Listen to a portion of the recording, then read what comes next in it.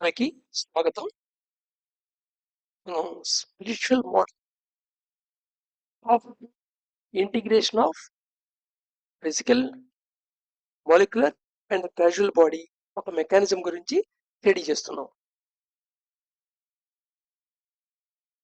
So నిన్నటి వీడియోలో మనం అబ్జర్వ్ చేసింది ఏమిటి అంటే మాలిక్యులర్ బాడీ రన్నింగ్ డైరెక్షన్ కి, ఎనర్జీ బాడీ రన్నింగ్ డైరెక్షన్ కి ఒక ఫ్రిక్షన్ క్రియేట్ అవుతుంది అక్కడ. అలాగే ఐడెంటిటీస్ రన్ చేసే డైరెక్షన్ కి, ఫిజికల్ బాడీ రన్ అయ్యే డైరెక్షన్ కి మళ్ళీ ఫ్రిక్షన్ క్రియేట్ అవుతుంది. సో కన్ఫ్లిక్ట్ కి రూట్ కాజెస్ మాట. సో ఈ స్మూత్ రన్నింగ్ అవ్వాలి అంటే దానికి సొల్యూషన్ ఏంటి? సో మనకు సైంటిఫిక్ మోడల్లోనూ కాన్ఫ్లిక్ట్ కనబడింది, స్పిరిచువల్ మోడల్లోనూ కాన్ఫ్లిక్ట్ కనబడింది. బట్ సైంటిఫిక్ మోడల్లో కాన్ఫ్లిక్ట్ సవరించడానికి ఒక చక్రాన్ని ఇంకో రకంగా తిప్పడానికి ట్రై చేసాం అనుకోండి, అది ఇంకో చోట కాన్ఫ్లిక్ట్ క్రియేట్ చేస్తుంది తప్ప మొత్తాన్ని సాల్వ్ చేయదు. ట్రై చేసి చూడొచ్చు ఆ మోడల్. బట్ దీంట్లో ఏం చేస్తారు చూద్దాం.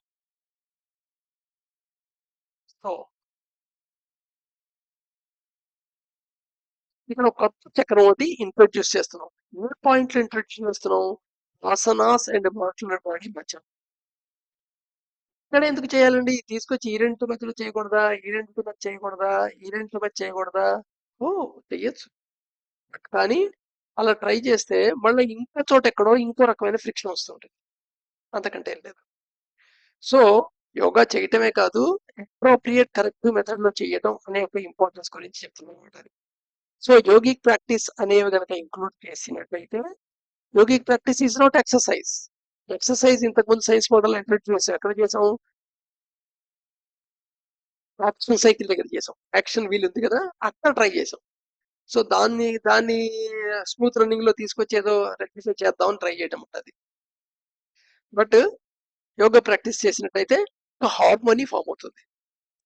ఈ హార్మోనిక్ లో ఇప్పుడు అన్ని ఇంటిగ్రేటెడ్ గా పనిచేస్తాయి అండ్ సఫరింగ్ ఉంటుంది. బయట ప్రపంచం మారిపోతుంది నువ్వు అనుకున్నట్టుగా అనుకోవద్దు. నువ్వు జరుగుతున్న పనులన్నీ జరిగిపోతాయి అనుకోకు. కానీ బయట సిచ్యువేషన్ ఎలాంటిది వచ్చినా నువ్వు నీ అంతర్గతంగా మానసిక స్థితిలో సఫరింగ్ కాన్స్టిట్యూట్కి తీసుకెళ్లే అవకాశం ఉంటుంది. చిన్న ఎగ్జాంపుల్తో చెప్తాను. సపోజ్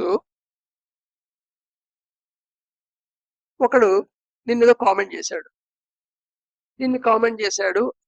నీకు ఇష్టం లేక ఏదో మాట్లాడాడు, నీకు ఇష్టం లేకుండా ప్రవర్తించాడు. సో ప్రవర్తించాడు, దానికి నీకు రియాక్షన్ అయ్యావు. తర్వాత వాడు లేడు ఇంకా సిచ్యువేషన్ లో, నువ్వు కూడా అక్కడ లేవు, ఇంకో చోటుకి వెళ్ళిపోయచ్చు. కానీ దాన్ని తలుచుకొని మటుకు నిన్ను నువ్వు 10 సార్లు అంటావు. వాడు ఒకసారి వెధవా అంటే నువ్వు 100 సార్లు నీ మనసుతో నిన్ని వాడు వెధవ అన్నాడు, ఎవడన్నాడు నిన్ను అన్నాడు, వాడు ఎవడన్నాడు నిన్ను అన్నాడని నిన్ను అనుకుంటాడు. జనరల్గా వాడి యాక్షన్ వల్ల, వాడి మాటల వల్ల, వాడి చేతుల వల్ల ఏమవుతుంది అంటే నీకు ఫిజికల్ గా హర్ట్ జరగచ్చు, లేదా నీ యొక్క అస్మిత్ అంటే ఏదైతే సైకలాజికల్ స్ట్రక్చర్ ఉందో అది మాడిఫైకి గురవ్వచ్చు. సైకలాజికల్ స్ట్రక్చర్ ఎప్పుడైతే మాడిఫై అయిందో నీకు కంఫర్ట్ గా ఎప్పుడు ఫీల్ అవుతున్నావు? నీ సైకలాజికల్ స్ట్రక్చర్ ఇలా ఉంది అనుకున్నప్పుడు. బట్ అలా లేదు, కొంచెం మాడిఫై అయింది. మాడిఫై అవడంలో నీకు బాధ వస్తుంది, దాన్ని సఫరింగ్ అంటాం. సో ఆ సఫరింగ్ అవాయిడ్ చేయటం అనేది. సో ఈ ప్రాక్టీసెస్ చేస్తుంటే నీకు ఎంతవరకు నీ మైండ్ యొక్క స్టేట్ మారుతోంది అనేది ఒక ఎక్స్పెరిమెంటల్ గా చూసుకొని you may follow it. Blind గా ఫాలో అవసరం అవసరం లేదు. సో ప్రాక్టీసెస్ తర్వాత వస్తాయి. ప్రస్తుతానికి ప్రాక్టీసెస్ యొక్క ఇంపార్టెన్స్ చాలా కాగా ఒక థియరీగా ముందు అర్థమైతే తర్వాత వెళ్ళటం కరెక్ట్ నా ఉద్దేశం. అందుకని ఇన్ని వీడియోలు కేవలం థియరీకే చెప్పుకుంటూ వెళ్తున్నాం, థియరీయే. బట్ ఈ ప్రాసెస్ ఏమిటంటే అల్టిమేట్ గా you will not by your self. నీ గురించి నువ్వు తెలుసుకుంటావు. అందుకని డోర్ వే అని పెట్టారన్నమాట పేరు. ఈ డోర్ వే ద్వారా నీ గురించి నువ్వు తెలుసుకునే అవకాశం ఉంటుంది. So right. సో ఇక్కడ అయితే ఆ యోగా చేసేసుకుంటే, ప్రాక్టీస్ చేసుకుంటే ఏ రోగం రాదేమో, ఇది సర్వరోగ నివారణేమో అని అడ్వర్టైజ్మెంట్లు నమ్మద్దు. Never be late. Yogic practice అనేది కేవలం హెల్త్ కి సంబంధించింది కాదు, అని హెల్త్ ఒక బెనిఫిట్ అనేది ఒక సైడ్ ప్రోడక్ట్ కింద వస్తుంది. సైడ్ ప్రోడక్ట్ కింద. ఎందుకంటే సోల్ కాగ్నిషన్ కు ఉన్న అబ్స్టకిల్ లో ఫస్ట్ అబ్స్టకిల్ ఏమని తెలుసుకున్నాం? బాడీలీ డిజబిలిటీ, మెంటల్ ఇనర్షియా రెండోది. సో ఈ రెండింటి కూడా ఇక్కడ స్మూత్ అవుతాయి. సో పాసిబిలిటీ తగ్గుతుంది, డిసీజ్ వచ్చే పాసిబిలిటీ. ఎందుకంటే మిగతా ఫ్యాక్టర్స్ కూడా చాలా ఇంపార్టెంట్, ఇది ఒకటి ఫ్యాక్టరే కాదు. ఒకవేళ వచ్చినది తొందరగా రికవర్ అయ్యే ఛాన్స్ ఉంటుంది అదనమాట. అంతేగాని ఆరోగ్యం కోసం చేసే ప్రక్రియ లాగా ఇది నిన్ను నువ్వు తెలుసుకునే ప్రక్రియ యోగా అనేది. సో యోగిక్ ప్రాక్టీసెస్ సపోజ్ మరి ఇన్నాళ్ళ బట్టి ఈ ప్రాక్టీస్ ఏమీ లేకుండా మొత్తం మిషన్ నడిపేశాం కదా, ఈ శరీరం మనసు అనే మిషన్ ని. సో దీనికి ఏదైనా ఆల్రెడీ అక్యుములేట్ అయిపోయిన లోపల వల్నరబుల్ అయిన కారణాలు ఏమన్నా ఉంటే దానివల్ల ఏదైనా రావచ్చు, లేదా బయట అయినా ఇన్ఫెక్షన్ రావచ్చు. అలాంటి వచ్చినప్పుడు మెడికల్ ఆర్ సైకలాజికల్ ఇంటర్వెన్షన్ అనేది కంపల్సరీ. ఎందుకని ఈ వీలు ఉండాలి, మెడికల్ అండ్ సైకలాజికల్ వీలు. బట్ అవసరమైనప్పుడు దాన్ని వాడాలి. అది బాడీ దగ్గర వాడతావో లేదా మైండ్ దగ్గర వాడతావు, అలా అనమాట. సో నా సో ఇక్కడ ఇంపార్టెంట్ ఏమిటి? Introduction of correct methods. So correct method లో చేస్తున్నాను, ఏదో ఒకటి చేసేస్తున్నాను కాదు, కరెక్ట్ మెథడ్. ఇంతగా వీల్ పెట్టడానికి ఎక్కడ ఉండాలి? వాసన స్కీను మాలిక్యులర్ బాడీకి మధ్యలో వీల్, యోగా అనే వీల్ ప్రాక్టీస్ పెడితే కంప్లీట్ హార్మోనిక్ గా ఇంటిగ్రేటెడ్ గా సిస్టమ్ అన్ని సిస్టమ్లు పనిచేస్తాయి. అలా కాకుండా ఇంకో చోట పెడితే కొన్ని చోట్ల హార్మోని సెట్ అవుతుంది, కొన్ని చోట్ల ఇంటిగ్రేషన్ సెట్ అవుతుంది, కానీ it creates new non integration, non cooperation part at some other system అదనమాట. సో అందుకోసం అని యోగా అనేది టాయ్ కాదు, ఆడుకునేది కాదు. దాని మీద పూర్తి అవగాహనతో దాన్ని ఇంప్లిమెంట్ చేయాలి. అలాగే సో కరెక్ట్ మెథడ్స్ వల్ల ఏముంది? ఇన్వర్డ్ యాజిటేషన్ క్రియేట్ అవుతుంది. మనకి ఇన్వర్డ్ యాజిటేషన్ ఎక్కడ క్రియేట్ అవుతుంది? Conflict, suffering. ఏంటి suffering? I want to know about what is death. I want to know what about God. I want to know about myself. Who am I? అసలు ఏంటి suffering? కారణం ఏమిటి? మధ్యలో suffering లేకుండా ఉండదా? ఇలాంటి ఆలోచనలు వస్తాయి. దీన్ని ఇన్వర్డ్ యాజిటేషన్ అంటారు.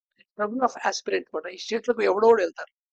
జనరల్ గా ఆ ట్రబుల్కి వెళ్లే ముందు ఎలా ఉంటుందంటే టెస్ట్ ఆఫ్ లైఫ్ లేనట్టుగా అనిపిస్తుంది. అసలు జీవితంలో ఉత్సాహం లేదు, ఏదో అన్ని కోల్పోయాను అన్నట్టుగా ఉంటుందన్నమాట. కానీ థ్రెషోల్డ్ పాయింట్, ఆ పాయింట్ లో కరెక్ట్ ఇన్వర్డ్ ఎజిటేషన్ జరిగిందంటే నువ్వు నిన్ను తెలుసుకోవటానికి, తద్వారా అసలు యూనివర్స్ గురించి తెలుసుకోవటానికి, నిగూఢంగా ఉన్న విషయాల గురించి తెలుసుకోవటానికి నీకు అది మోటివేషన్ కూడా చేస్తుంది. So denote the use of unmethodical methods. అయితే ఇక్కడ మరి బోల్డ్ మార్కెటింగ్, బోల్డ్ రకాల యోగాలు, యోగా అని లిస్ట్ ఇవ్వటండి ఇంటర్నెట్ లో బోల్డ్ రకాల యోగాలు వచ్చేస్తాయి.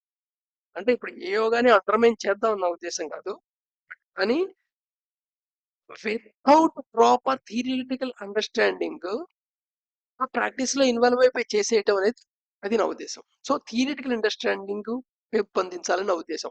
తర్వాత ఏది ప్రాక్టీస్ చేస్తారా మీ ఇష్టం. యోగా చేస్తారా, క్రియాయోగా చేస్తారా, ధ్యాన యోగా చేస్తారా, రాజయోగా చేస్తారా, యోగం వెళ్తారా, దట్ ఈస్ యువర్ ఆప్షన్. నీ యొక్క శరీర ధర్మం, మనసు ధర్మం బట్టి you have to choose your path. Mixer of path ఉంటుంది, ఏదో ఎక్స్క్లూజివ్ ఒక పాత్ అయితే ఉంటుంది. ఎందుకంటే నువ్వు కేవలం మనిషి శరీరాన్ని కావు, శరీరాన్ని వాడుకొని చేస్తే దాన్ని క్రియాయోగం, అదే ఎనర్జీని వాడుకొని చేస్తే హఠయోగా అంటారు. అలా కాకుండా నీ మైండ్ని వాడుకొని చేస్తుంటే జ్ఞాన యోగా అంటారు. నీ ఎమోషన్స్ వాడుకొని చేస్తుంటే దాన్ని భక్తి యోగా అంటారు. నువ్వు చేసే పనులు యాక్టివిటీ బట్టి చేస్తుంటే దాన్ని కర్మయోగా అంటారు. నువ్వు ఏదో ఒకటో కాదు కదా, వీటి కాంబినేషన్ కదా నువ్వు. సో దేర్ ఫోర్ నీ సెల్ఫ్ పాత్ అనేది నీ కాంబినేషన్ నువ్వు డిజైన్ చేసుకోవాలి. దాని యొక్క రిక్విజిట్ ఏబిసిడీల గురించి నేను మాట్లాడుతాను. So therefore introduction of correct method ఏ డైరెక్షన్ లో ఉండాలి? Just agitation, internal agitation create చేయడానికి కాదు. అంటే ఇష్టం వచ్చిన చోట యోగా ప్రాక్టీస్ ఎక్కడొక్కడ ఆ పూల్ చిన్న కరెక్ట్ చేసే వీల్ ని ఎక్కడ పడితే 2 చక్రాల మధ్య పెట్టేసి 2 సిస్టమ్ల మధ్య పెట్టి చేసేస్తే అంత సెలెక్ట్ అయిపోతుంది అనుకోవటం కాదు, అది యాజిటేషన్ క్రియేట్ చేస్తుంది. సో రీఎడ్యుకేషన్ ఆఫ్ మైండ్ అనేది చాలా ఇంపార్టెంట్. ఇక్కడ నీ కరెక్ట్ మెథడ్స్ అనేవి మెథడాలజికల్ మెథడ్స్ లో ఏది యూజ్ చేయాలనేది నీ యొక్క విజ్డమ్ కి సంబంధించిన విషయం. నీ యొక్క అవగాహన బట్టి నీ పాత్రను నువ్వు. ప్రపంచంలో ఎంతమంది మనుషులు ఉన్నారో అన్ని మార్గాలు ఉన్నాయి సెల్ఫ్ తెలుసుకోవటానికి. అంతేగాని ఒకళ్ళ మార్గంలో ఇంకోళ్ళ మార్గం నడవాల్సిన అవసరం లేదు. దీని గురించి చెప్పడానికే భగవద్గీతలో చెప్పాడు. ఆ, చక్కగా పరధర్మం ఎంతదైనా సరే చక్కగా అది నీది కానప్పుడు దాన్ని అనుష్ఠానిస్తే పరధర్మం కనుక నువ్వు చేసినట్టయితే నీకు నష్టమే జరుగుతుంది అని చెప్పాడు. సో రైట్, రేపు మనం కంటిన్యూ అవుదాం.